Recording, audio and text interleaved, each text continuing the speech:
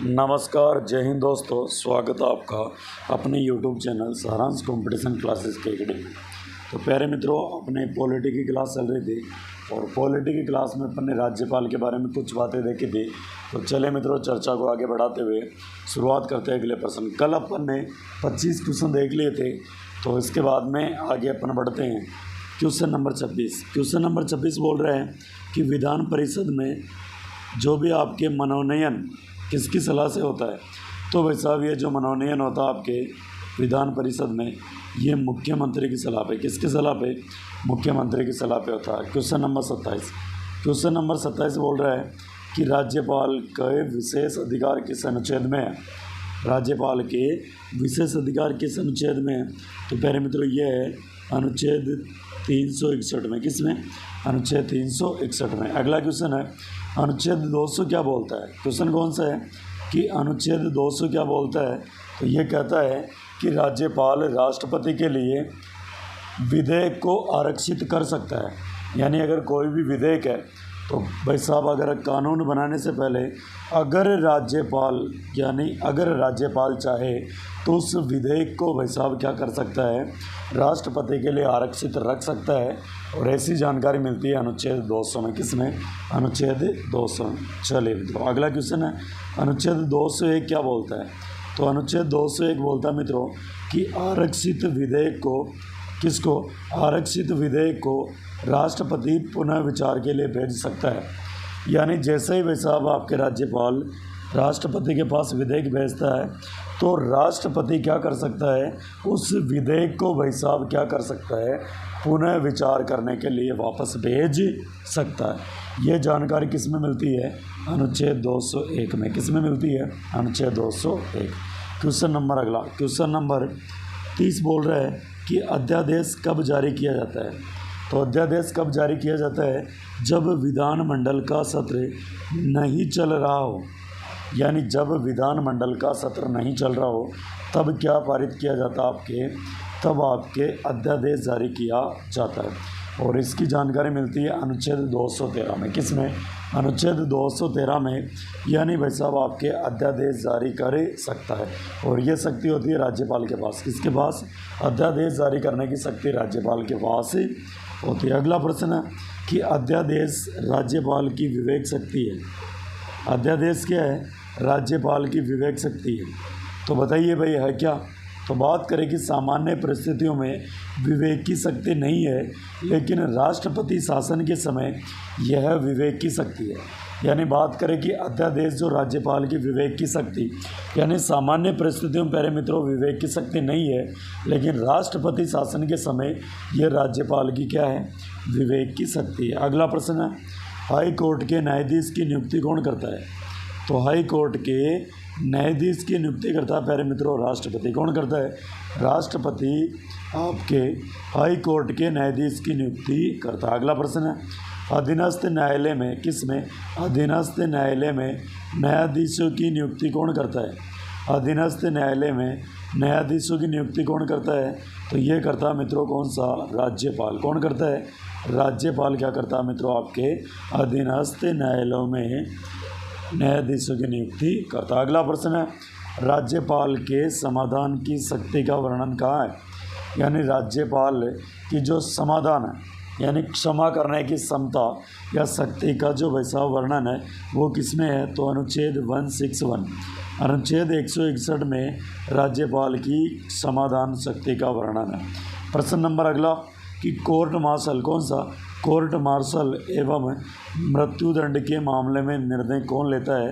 तो भाई साहब कोर्ट मार्शल एवं मृत्युदंड के मामले में ओनली फॉर निर्णय कौन लेता है? राष्ट्रपति। राज्यपाल मृत्युदंड और आपके सैनिक न्यायालय से संबंधित जितने भी आपके कानून नियम है, जितने भी आपके भाई साहब निर्णय है, वो कौन नहीं ले सकता? राज्यपाल। ओनली फॉर कौन लेगा? राष्ट्रपति। कौन लेगा? राष्ट्रपति। अगला प्रश्न है कि विधानसभा बजट पेश कौन करवाता है। विधानसभा में बजट कौन पेश करवाता है? तो ये करवाता है प्यारे मित्रों राज्यपाल। कौन करवाता है?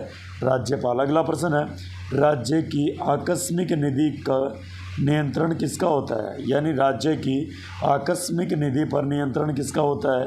तो ये होता है प्यारे मित्रों किसका? राज्यपाल का, किसका, राज्यपाल का नियंत्रण होता है किस पे, राज्य की आकस्मिक निधि पर। अगला प्रश्न है, प्रश्न बोल रहा है कि राज्य वित्त आयोग का गठन कौन करता है, तो भाई साहब ये करता है राज्यपाल। राज्य वित्त आयोग का गठन कौन करता है, राज्यपाल। और ये आपके अनुच्छेद 243 आई और अनुच्छेद 243 वाई तक, यानी राज्य वित्त आयोग का गठन कौन करता है, राज्यपाल।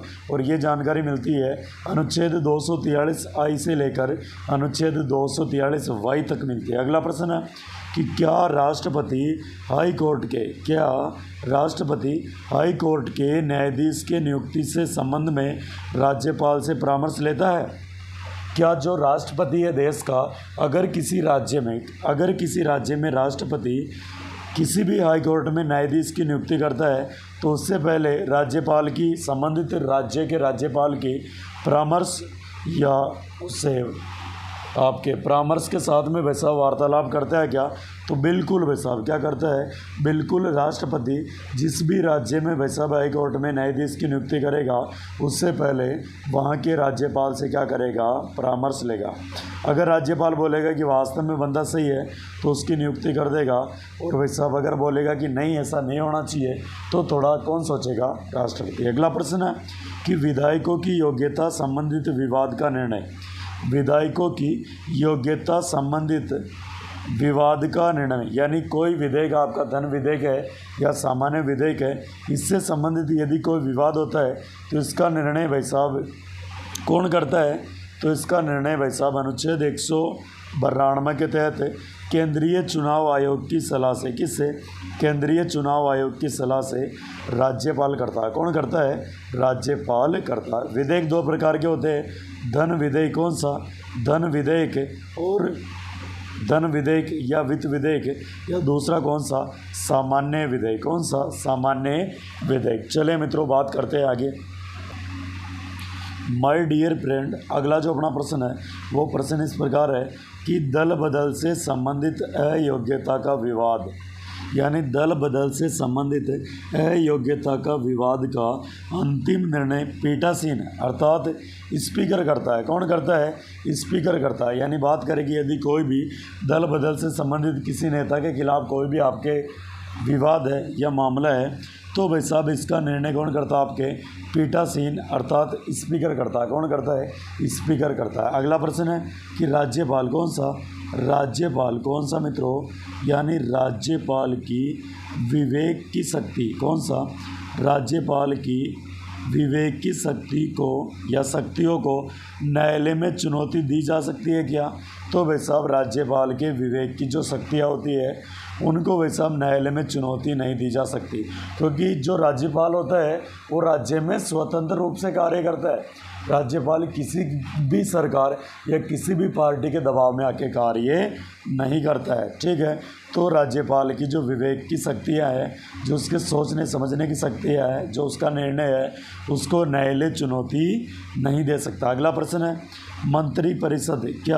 मंत्रिपरिषद ने क्या सलाह दी, क्या प्रसंग किया जा सकता है क्या, यानी राज्यपाल को मंत्रिपरिषद ने क्या सलाह दी, इसके लिए भाई साहब प्रश्न उठाए जा सकते हैं क्या, तो भाई साहब नहीं उठाए जा सकते। राज्य मंत्रिपरिषद है वो राज्यपाल को क्या परामर्श दे रहा है, राज्यपाल की इच्छा होगी तो मानेगा, नहीं होगी तो नहीं मानेगा, यानी उसे भाई साहब दबाव में नहीं लाया जा सकता। अगला प्रश्न है राज्यपाल की विवेक शक्ति किस अनुच्छेद में है, तो विवेकीय शक्तियाँ भाई साहब अनुच्छेद 163 किस में है, अनुच्छेद 163। अगला प्रश्न है क्या संविधान में केवल राज्यपाल को ही विवेक की शक्तियाँ दी गई है, तो बात करें कि संविधान में ओनली फॉर मित्रों, यानी ओनली फॉर आपकी किसको, राज्यपाल को आपके क्या, हाँ केवल भाई साहब राज्यपाल को ये शक्तियाँ दी गई है। कौन सी, विवेक की शक्तियाँ दी गई है, राष्ट्रपति को नहीं है भाई, किसको नहीं है, राष्ट्रपति को नहीं है, ओनली फॉर किसको है, राज्यपाल को विवेक की शक्तियाँ प्राप्त। चले मित्रों अगला प्रश्न है विधानमंडल को संदेश कौन भेजता है, प्रश्न कौन सा है कि विधानमंडल को संदेश कौन भेजता है, तो ये भेजता है भाई साहब राज्यपाल है और अनुच्छेद 175 के तहत। अगला प्रश्न है, प्रश्न इस प्रकार है कि विधानमंडल में आरंभिक अभिभाषण कौन देता है, तो विधानमंडल में प्यारे मित्रों आरंभिक अभिभाषण कौन देता है? राज्यपाल देता है अनुच्छेद 176 के तहत। किसके तहत? अनुच्छेद 176 के तहत विधानमंडल में आरंभिक अभिभाषण कौन देता है? राज्यपाल। अगला प्रश्न है राष्ट्रपति शासन की सिफारिश कौन करता है? तो राष्ट्रपति शासन की सिफारिश राज्य में राज्यपाल करता है अनुच्छेद 356 के तहत। किसके तहत? अनुच्छेद 356 के तहत। अगला प्रश्न है कि महाधिवक्ता कौन सा? महाधिवक्ता की नियुक्ति कौन करता है? तो प्यारे मित्रों ये नियुक्ति करता है राज्यपाल और अनुच्छेद 165 के तहत। किसके तहत? अनुच्छेद 165 के तहत राज्यपाल महाधिवक्ता की नियुक्ति करता है। अगला प्रश्न जिला न्यायाधीश कौन सा? जिला न्यायाधीश की नियुक्ति कौन करता है? तो ये राज्यपाल करता है अनुच्छेद 233 के अनुसार। अगला प्रश्न है राज्य के विश्वविद्यालय के कुलपति की नियुक्ति कौन करता है? राज्यपाल। क्वेश्चन नंबर 52 बोल रहा है कि राज्य के विश्वविद्यालय का कुलाधिपति कौन होता है? तो राज्य के विश्वविद्यालय का कुलाधिपति होता है राज्यपाल। कौन होता है? राज्यपाल। अगला प्रश्न है साधारण विधेयक कौन सा? साधारण विधेयक में राज्यपाल की अनुमति आवश्यक है क्या? यानी साधारण विधेयक में राज्यपाल की पूर्व अनुमति आवश्यक है क्या? तो नहीं है मित्रों, है ना भाई साहब। आपके सामान्य विधेयक के अंदर, साधारण विधेयक के अंदर राज्यपाल की पूर्व अनुमति आवश्यक नहीं है, लेकिन धन विधेयक या वित्त विधेयक के अंदर भाई साहब आपके राज्यपाल की पूर्व अनुमति आवश्यक है। अगला प्रश्न है राज्यपाल धन विधेयक को पुनः विचार के लिए लौटा सकता है क्या?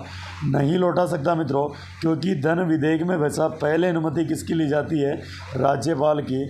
उसके बाद में भाई साहब उसको सदन में पेश किया जाता है। साधारण विधेयक को भाई साहब आपके राज्यपाल वापस से पुनः विचार के लिए लौटा सकता है। अगला प्रश्न राजस्थान में राज प्रमुख का पद कब सर्जित किया गया? तो भाई साहब राज प्रमुख का पद सर्जित किया गया 1949। कब किया गया? 1949। अगर बात करें कि राजस्थान के प्रथम राज्यपाल कौन थे? सरदार गुरमुख निहाल सिंह। कौन थे? सरदार गुरमुख निहाल सिंह। अगला प्रश्न है कि प्रथम राज प्रमुख कौन थे? भाई प्रश्न कौन सा है? प्रथम राज प्रमुख कौन थे और यह पद कब समाप्त हुआ? तो प्रथम राज प्रमुख थे सवाई मान सिंह और आपके जो राज प्रमुख का पद जो 1949 से 1956 तक चला और 1956 में आपके राज प्रमुख का पद हटा दिया गया। 1 नवंबर 1956 को हटा दिया गया। अगला प्रश्न है प्रथम राज्यपाल कौन थे? तो प्रथम राज्यपाल थे माय डियर सरदार गुरमुख निहाल सिंह। कौन थे? सरदार गुरमुख निहाल सिंह, जो 1956 से लेकर 1962 तक राज्यपाल रहे थे। अगला प्रश्न है राजस्थान में अनुच्छेद 356 का प्रयोग कितनी बार हुआ?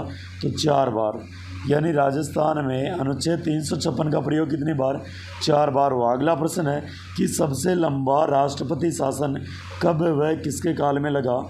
तो ये भाई साहब 1992 से 1993 में भैरू सिंह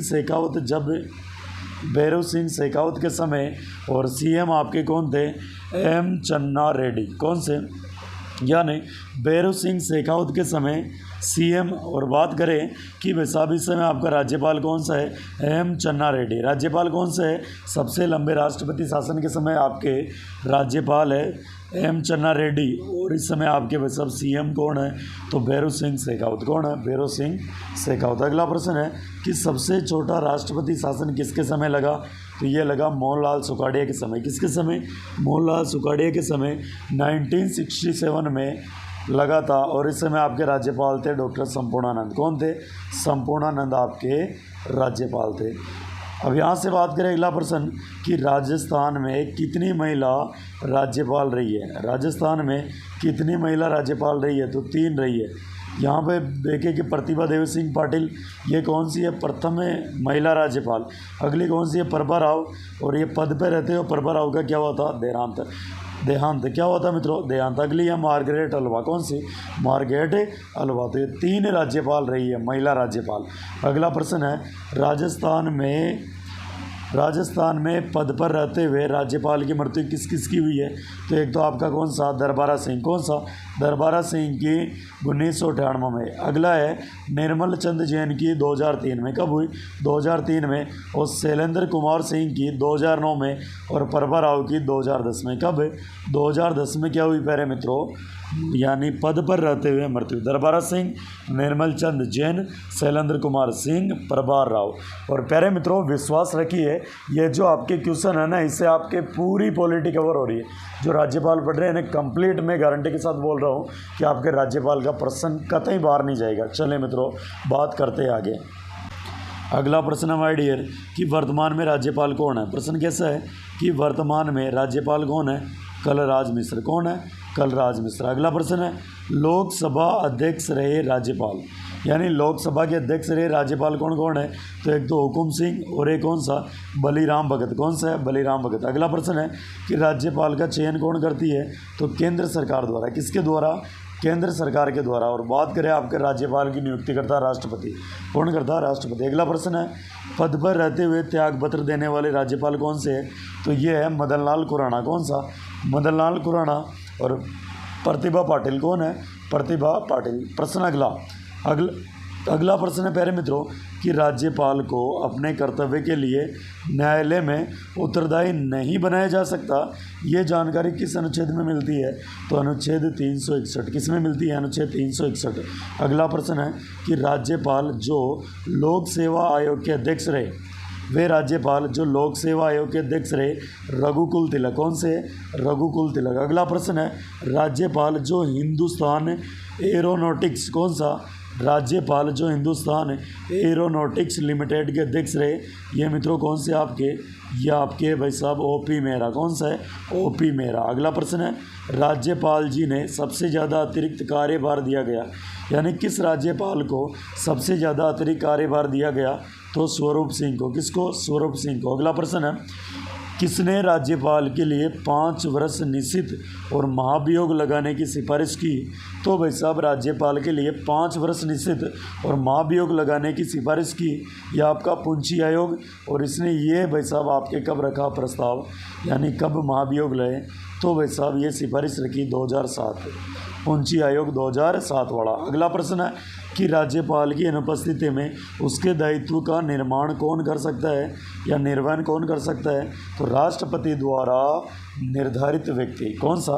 राष्ट्रपति द्वारा निर्धारित व्यक्ति। और प्यारे मित्रों, मैं गारंटी के साथ बोल रहा हूँ कि आपके पॉलिटी के प्रश्न बाहर नहीं जाएंगे। और अगर ऐसे ही धमाकेदार क्लास है और ऑफलाइन अगर कोचिंग करना चाहते हो मित्रों, तो सारांश कंपटीशन क्लासेस के एकेडमी में आपका हार्दिक स्वागत है। और अपनी जो बिल्डिंग है मित्रों कोचिंग की, वो है अजमेर रोड पर न्यू आपकी जो ब्रांच खुली है HDFC बैंक की, जस्ट उसके सामने वाली गली सुख शांति नगर में अपना सारांश कंपटीशन क्लासेस की ऑफलाइन क्लासेस कंटिन्यू है। और बात करें मित्रों कि धमाकेदार आपके BSTC वाला गारंटेड टारगेट बैच चल रहा है BSTC PTT का, और इसमें मित्रों आपके लिमिटेड समय के अंदर आपका संपूर्ण कोर्स करवाया जाएगा, वो भी नाम मात्र की फीस में। तो इसी के साथ वाणी को विराम देता हूँ। धन्यवाद मित्रों।